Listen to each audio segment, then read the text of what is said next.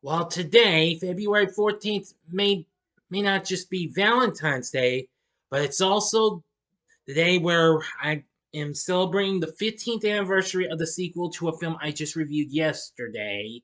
That was the dance flick known as Step Up. And now I bring to you my review of its sequel, Step Up 2, The Streets. Big D's Entertainment Rankings and Reviews.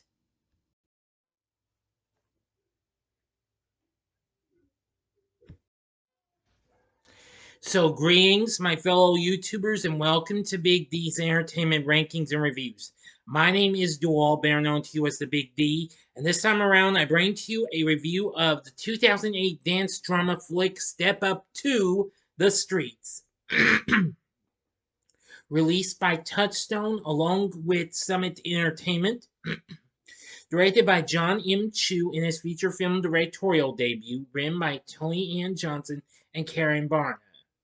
This is the second installment of the Step Up film series, starring Briana Evigan, Robert Hoffman, Will Kemp, and Cassie Ventura.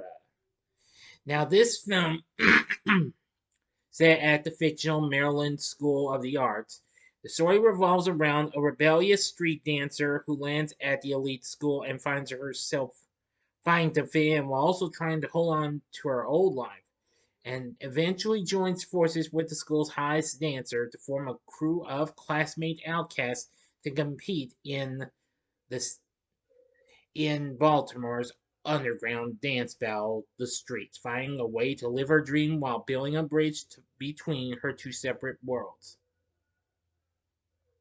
Though the film got a little bit of, well, better reviews than its predecessor, it still unfortunately was dissed, but still did much better than its predecessor. Now, before I go into the story, if you haven't seen my review of Step Up yet, please click on that card and go see that review before I get into the story in case you might have missed it or if you want to see it again.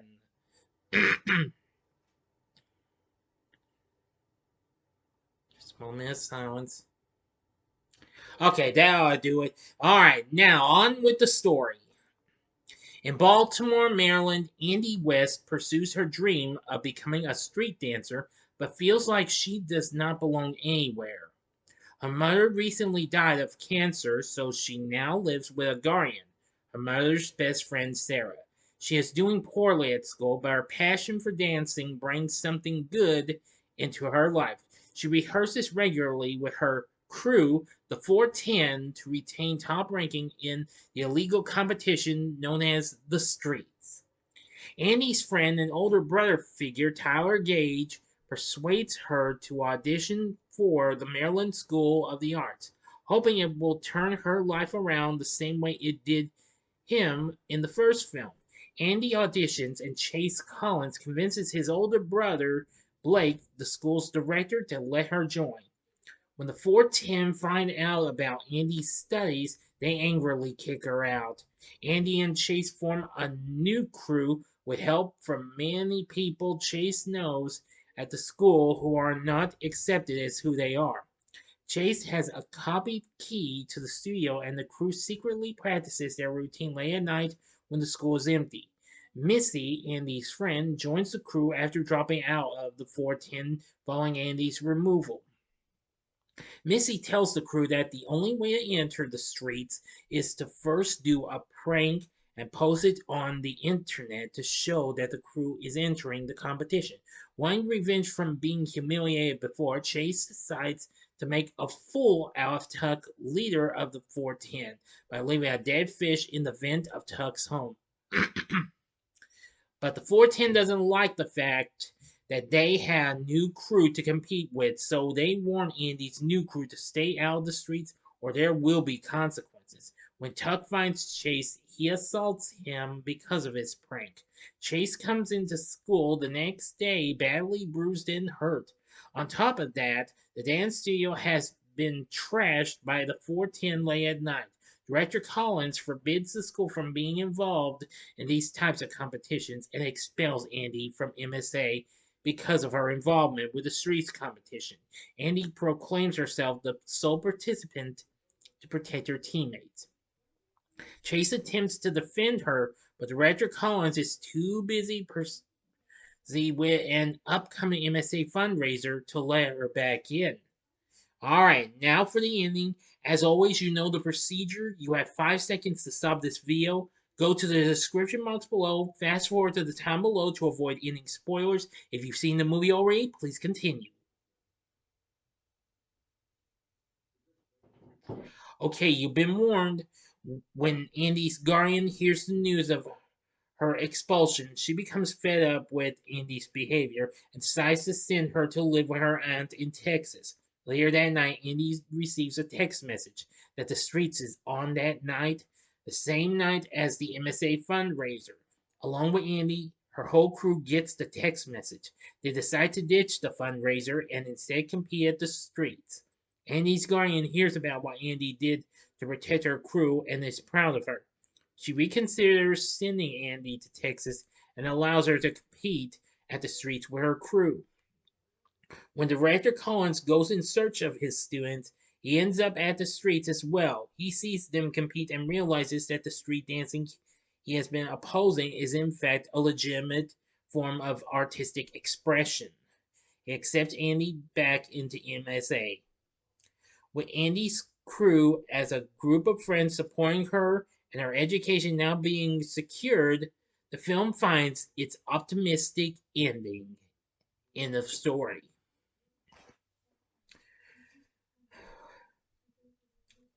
So, what did I think of Step Up to the Streets? Well, I'm going to say it was a step up from its predecessor, and I have to admit, I really liked it.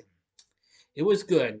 Now, I like the performances we got from Briana Evigan as Andy and Robert Hoffman as Chase. Next, we have Adam Savani playing Robert Moose Alexander III, talented dancer who is Andy and Missy's best friend. Will Kemp plays Blake Collins. Cassie Ventura plays Sophie Donovan.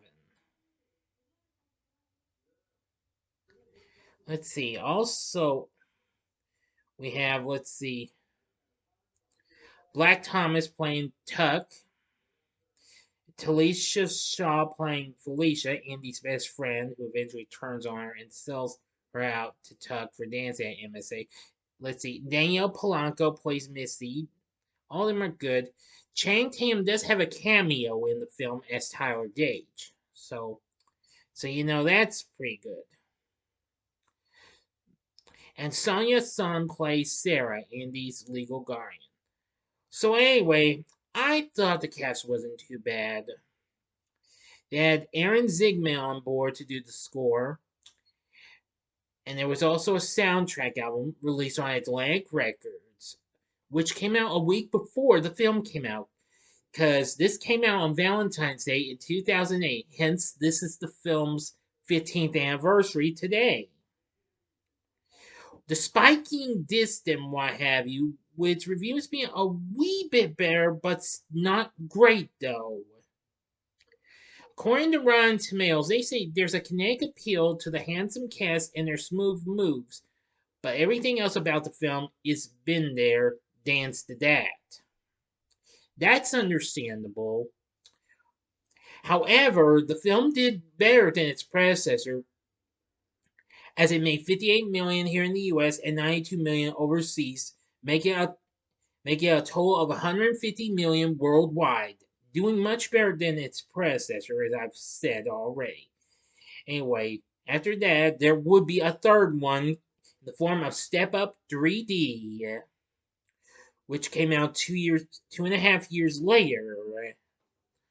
And anyway, I'll be reviewing that next time. So anyway, now it had some music videos on its physical media copies for songs for the soundtrack, featuring Flo Rida, Missy Elliott, and many more.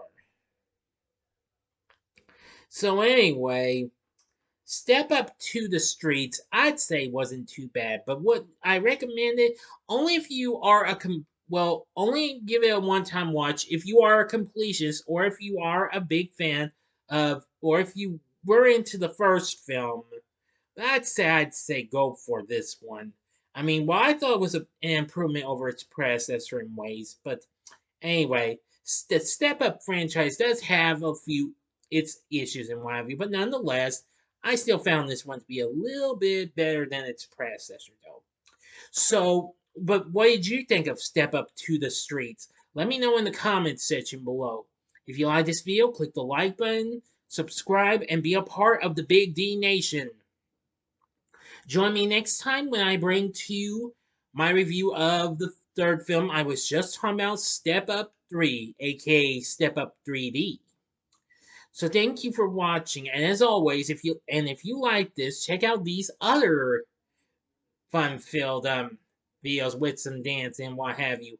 In the upper left-hand corner is my review of Dirty Dancing. The upper right-hand corner is my review of a recent film John M. Chu worked on, and that was In the Heights from 2001.